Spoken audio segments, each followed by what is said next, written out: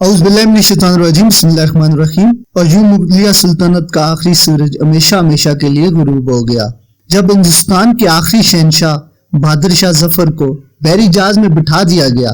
یہ جہاز 17 اکتوبر 1858 کو رنگون پہنچ گیا۔ شاہی خاندان کے 35 مرد اور خواتین بھی تاجدار ہند کے ساتھ تھیں۔ کیپٹن نیلسن ڈیوس رنگون کا انچارج تھا۔ وہ بندرگاہ پہنچا، اس نے بادشاہ اور اس کے واریوں کو وصول کیا، رسید لکھ کر دی اور دنیا کی تیسری بڑی سلطنت کے آخری فرما روا کو ساتھ لے کر اپنی رہائش گاہ پر آ گیا۔ نیلسن پریشان تھا۔ بہادر شاہ ظفر قیدی ہونے کے باوجود بادشاہ تھا اور نیلسن کا ضمیر گوارا نہیں کر رہا تھا کہ وہ بیمار اور بوڑھے بادشاہ کو جیل میں پھینک دے، مگر رنگون میں کوئی ایسا مقام بھی نہ تھا جہاں بہادر شاہ ظفر کو رکھا جا سکے۔ وہ رنگون میں پہلا جلا وطن بادشاہ تھا۔ نیلسن ڈیوس نے چند لمحے سوچا اور مسئلے کا دلچسپ حل نکال لیا۔ نیلسن نے اپنے گھر کا گراج خالی کرایا اور تاجدار ہند، ذل سبحانی اور تیموری لہو کے آخری چشم و چراغ کو اپنے گراج میں قید کر دیا۔ بہادر شاہ ظفر 17 اکتوبر 1858 کو اس گراج میں پہنچے اور 7 نومبر 1862 تک 4 سال وہاں رہے۔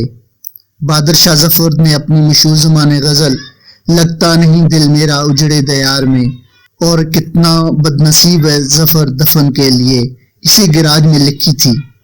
یہ 7 نومبر کا دن تھا اور سن 1862 تھی۔ بدنصیب بادشاہ کی خادمہ نے شدید پریشانی میں کیپٹن نیلسن ڈیوس کے دروازے پر دستک دی۔ اندر سے اردلی نے اس بدتمیزی کی وجہ پوچھی۔ خادمہ نے جواب دیا کہ ذل سبحانی کا سانس اکھڑ رہا ہے۔ اردلی نے جواب دیا، صاحب کتے کو کنگھی کر رہے ہیں، میں انہیں ڈسٹرب نہیں کر سکتا۔ خادمہ نے اونچی آواز میں رونا شروع کر دیا۔ اردلی سے چپ کرانے لگا مگر آواز نیلسن تک پہنچ گئی۔ وہ غصے سے باہر نکلا۔ خادمہ نے نیلسن کو دیکھا، وہ اس کے پاؤں میں گر گئی۔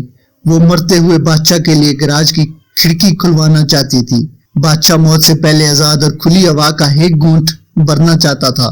نیلسن نے اپنا پستول اٹھایا اور گارڈ کو ساتھ لیا گراج میں داخل ہو گئے۔ بادشاہ کی آخری آرام گاہ کے اندر بدبو، موت کا سکوت اور اندھیرا تھا۔ اردلی لمب لے کر بادشاہ کے سرانے کھڑا ہو گیا۔ نیلسن آگے بڑھا۔ بادشاہ کا کمبل آدھا بستر پر تھا اور آدھا فرش پر۔ اس کا ننگا سر تکیے پر تھا لیکن گردن ڈل کی ہوئی تھی، گردن کی رگیں پھولی ہوئی تھی۔ اور نیلسن نے زندگی میں ہزاروں چہرے دیکھے تھے لیکن اس نے کبھی کسی چہرے پر اتنی بے چارگی، اتنی غریب الوطنی نہیں دیکھی تھی۔ وہ کسی بادشاہ کا چہرہ تو بالکل نہ تھا، وہ بلکہ دنیا کے بڑے بیکاری کا چہرہ لگ رہا تھا۔ اور اس چہرے پر ایک آزاد سانس، جی ہاں صرف ایک آزاد سانس کی اپیل تحریر تھی، اور یہ اپیل پرانے کنویں کی دیوار سے لپٹی کائی کی طرح ہر دیکھنے والی آنکھ کو اپنی گرفت میں لے لیتی تھی۔ کیپٹن نیلسن نے بادشاہ کی گردن پر ہاتھ رکھا۔ زندگی کے قافلے کو رگوں کے جنگل سے گزرے مدت ہو چکی تھی۔ ہندوستان کا آخری بادشاہ زندگی کی حد عبور کر چکا تھا۔ نیلسن نے لواحقین کو بلانے کا حکم دیا۔ لواحقین تھے ہی کتنے، ایک شہزادہ جہاں بخت اور دوسرا اس کا استاد حافظ محمد ابراہیم دہلوی۔ وہ دونوں آئے، انہوں نے بادشاہ کو غسل دیا، کفن پہنایا اور جیسے تیسے بادشاہ کی نماز جنازہ پڑھی۔ جب قبر کی باری آئی تو پورے رنگون شہر میں آخری تاجدار ہند کے لیے 2 گز زمین دستیاب نہیں تھی۔ نیلسن نے سرکاری رہائش گاہ کے احاطے میں قبر کھدوائی اور بادشاہ کو خیرات میں ملی ہوئی مٹی میں دفن کر دیا۔ بادشاہ کی قبر پر پانی کا چھڑکاؤ ہو رہا تھا، گلاب کی پتیاں بکھیری جا رہی تھی تو استاد حافظ ابراہیم دہلوی کی خزاں رسید ذہن میں 30 ستمبر 1837 کے وہ مناظر دوڑنے لگے جب دلی کے لال قلعے میں 62 برس کے بہادر شاہ ظفر کو تاج بنایا گیا۔ ہندوستان کے نئے بادشاہ کو سلامی دینے کے لیے پورے ملک سے لاکھوں لوگ دلی آئے تھے، اور بادشاہ جب لباس پہن کر، تاج شاہی سر پر سجا کر اور نادر شاہی اور جنگیری تلواریں لٹکا کر دوبارہ عام میں آیا تو پورا دلی تحسین تحسین کے نعرے سے گونج اٹھا۔